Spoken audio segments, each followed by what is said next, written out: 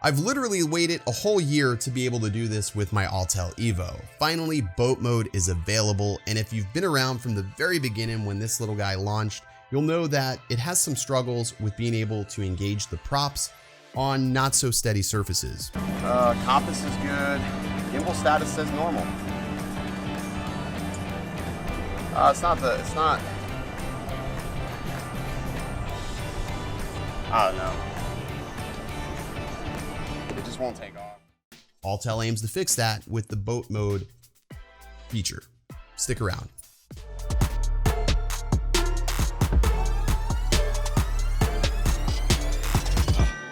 What's up? Welcome back, everybody. My name is Original Dobo, and here on my channel, I do drone and tech related content. If that's at all interesting, definitely be sure to go ahead, smash that subscribe button before you leave my video.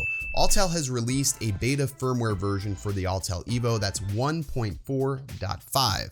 Now, this is a beta version, so I want to warn you before you do this that I take no responsibility if anything happens to your drone installing this, nor does Autel. I have been running this for about a week, and I haven't really seen anything show-stopping that would prevent me from using it regularly.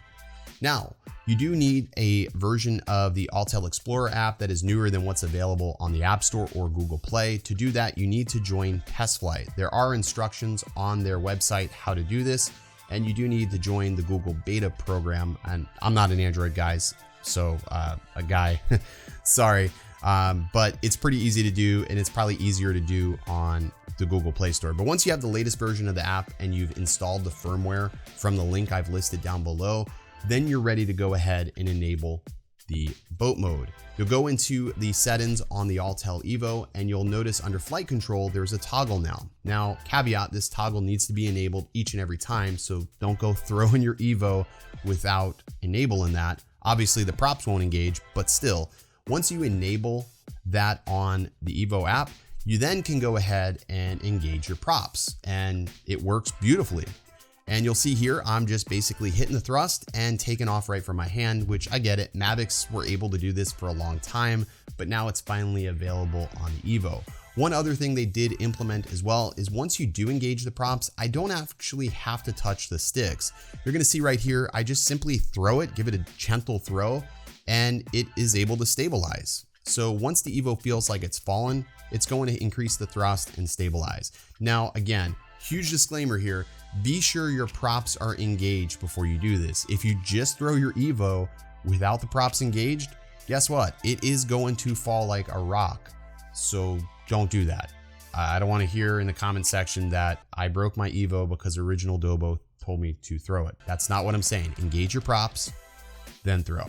I'm giving you the right to engage. But I'm really excited this is here, and it just shows that Autel is, actively listening. Like you heard in my interview from Tim, they've slowly been working through a list of things that they are trying to accomplish on this drone.